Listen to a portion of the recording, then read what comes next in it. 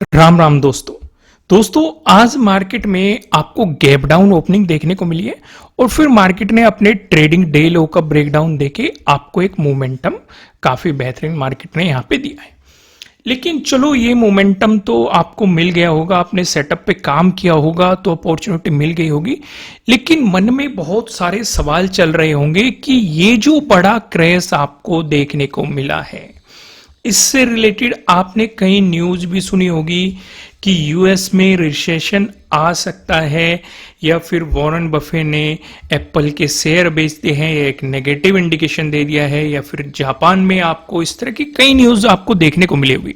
अगर मैं आपको ओवरऑल वर्ल्ड में दिखाऊं तो आप यहां पे देखेंगे जितने भी ये इंडाइसिस है, अगर आप देखेंगे जापान, यूएस, सिंगापुर, हांगकांग, तो आपको सभी के सभी अच्छे खासे नेगेटिव में यहाँ पे साफ साफ आपको देखने को मिल रही है। यानी कि कहीं ना कहीं ओवरऑल मार्केट में एक नेगेटिव इंडिकेशन बना हुआ है।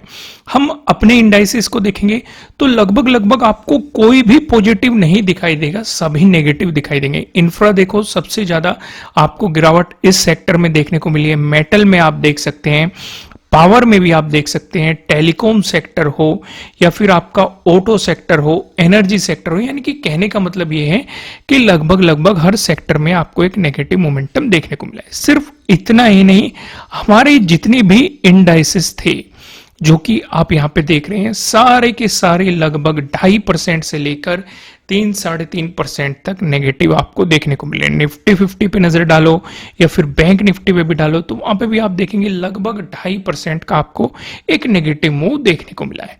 तो ये सिचुएशन तो हमने देख ली, लेकिन मैं आपको हमेशा की तरह एक बात कहता हूं, अगर आप इंट्राडे ट्रेडिंग कर रहे हैं तो आपको न्यूज से कोई भी फर्क नहीं पड़ना चाहिए।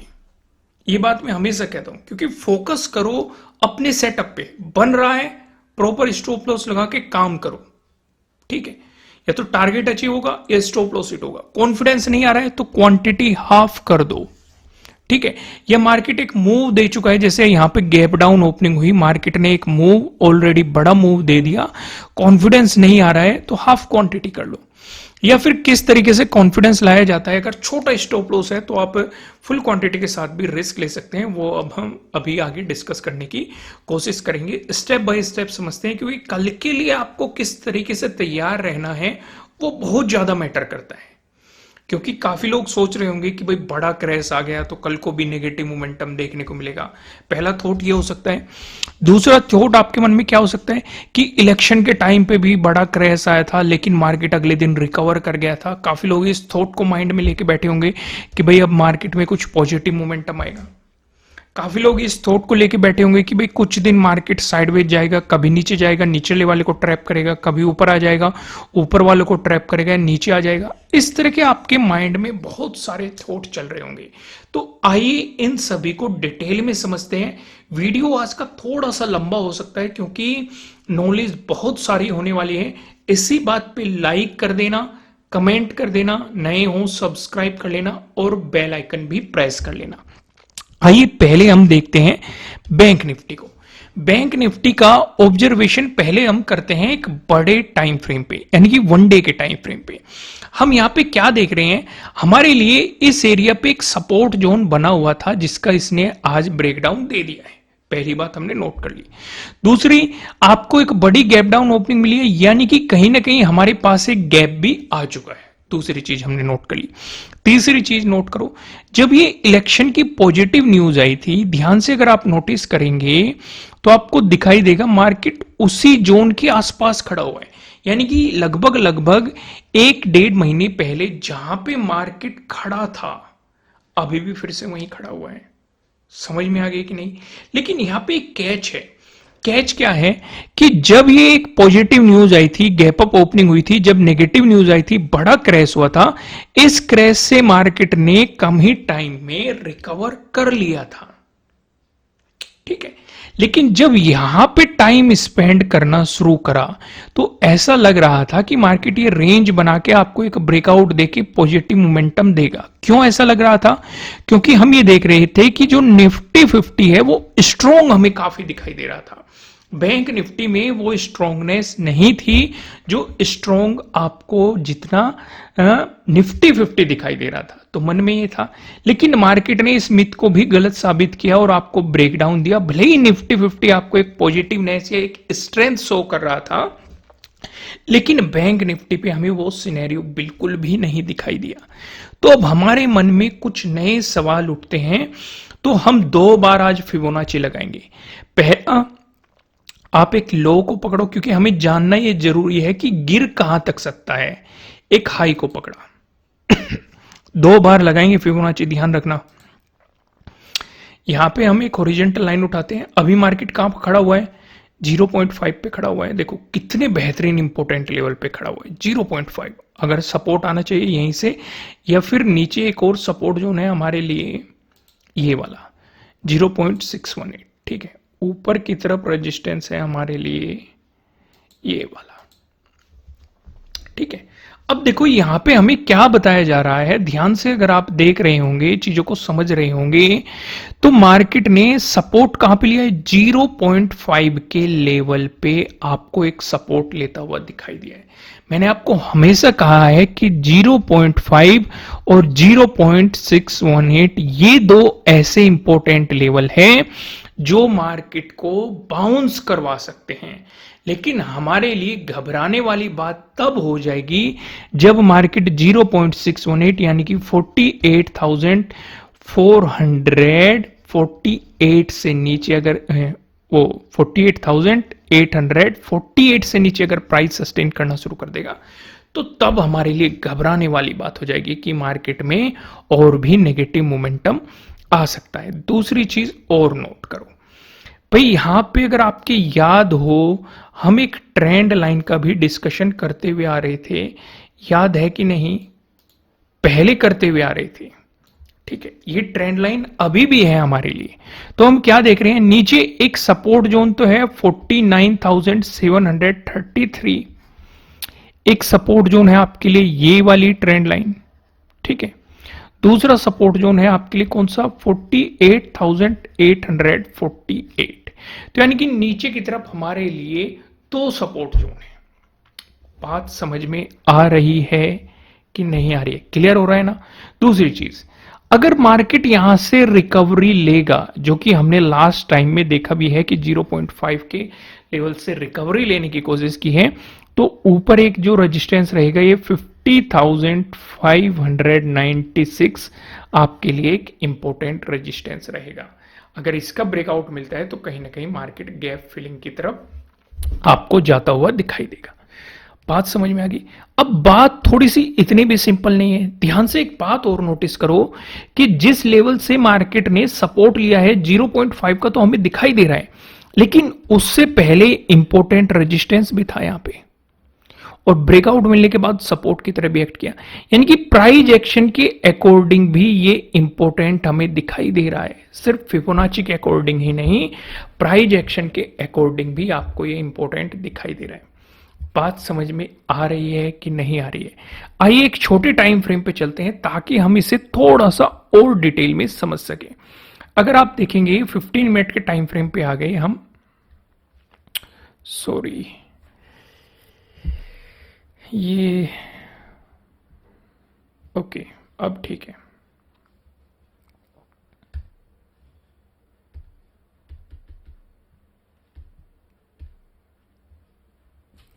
तो हम यहां पे क्या देख रहे हैं, ये क्या है हमारा 0.5 का लेवल है, और ये क्या है हमारा 0.382 का है। अगर मार्केट फ्लैट ओपन होकर आपको पॉजिटिव मोमेंटम दिखाएगा, एक बात और मैं आपको बता रहा हूं कि ये सोच के नेगेटिव साइड पोजीशन मत लेने लग जाना कि अब क्रैश आ गया है नेगेटिव। भले ही मार्केट नेगेटिव मोमेंटम दे दे, सेटअप पे काम करना है, क्योंकि अगर नेगेटिव मोमेंटम देगा तो ये आपके लिए सेटअप क्या हो गया, प्रीवियस डे लो है, मार्केट को प्रीवियस डे लो का ब्रेकडाउन देना पड़ेगा। अगर प्रीवियस डे लो का मार्केट ब्रेकडाउन देता है तो आपके लिए सेटअप बन जाएगा, प्रीवियस डे लो के ब्रेकडाउन वाला बन जाएगा कि नहीं बन जाएगा। बात को समझो, जितने अच्छे तरीके से आप चीजों को समझेंगे, एनालाइज करेंगे, उतना ही बेहतर आपके लिए रहेगा। बात समझ में आ रही है कि नहीं? क्लियर हो रही है कि नहीं? ठीक है, तो आपको ये नहीं कि भाई नेगेटिव साइड एकदम से पोजीशन बना के बैठ जाओ, तो सेटअप का इंतजार करना है। अगर मार्केट फ्लैट ओपन होके पॉजिटिव मोमेंटम दिखाता है तो जो ये स्विंग बना हुआ है पहले इसे निकलने देना, यानी कि 50,200 से ऊपर जाने देना मार्केट को। अगर मार्केट इसका ब्रेकआउट देता है, ध्यान से अगर आप नोटिस करेंगे यहाँ पे एक रेंज भी दिखाई देगी। अगर इसका ब्रेकआउट मिलता है तो आपको ट्रेंड लाइन के ब्रेकआउट का भी इंतजार करना है। फिर आपके लिए अगला इंपॉर्टेंट रेजिस्टेंस की पॉसिबिलिटी रहेगी 50,596। लेकिन पॉजिटिव साइड जाते समय आपको फुल क्वांटिटी नहीं लेके जानी चाहिए, आपको हाफ क्वांटिटी लेके जानी चाहिए। क्यों? क्योंकि मार्केट ने एक ओवरऑल सिनेरियो अभी नेगेटिव बना दिया है। अगर आप बड़े टाइम फ्रेम पे देखेंगे तो वहां पे भी आपको एक नेगेटिव सिनेरियो नजर आ रहा है, जो कि मैं आपको वन डे के टाइम फ्रेम पे अभी दिखा के लाया था। और पॉजिटिव सिनेरियो में भी आपको एक पॉजिटिव सिनेरियो आपको नहीं दिखाई दे रहा है। छोटे टाइम फ्रेम पे देख लो चाहे बड़े टाइम फ्रेम पे देख लो। लेकिन अगर मार्केट फ्लैट ओपन होकर आपको नेगेटिव मोमेंटम दिखाता है तो आपके लिए एक स्कैल्पिंग अपॉर्चुनिटीज है। कहां तक? यहां तक।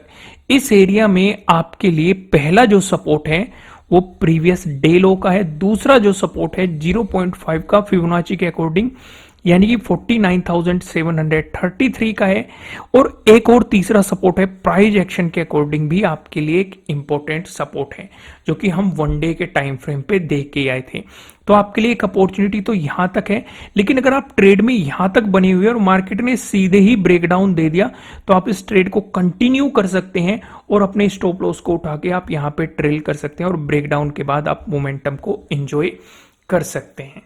बात समझ में आई कि नहीं दोस्तों?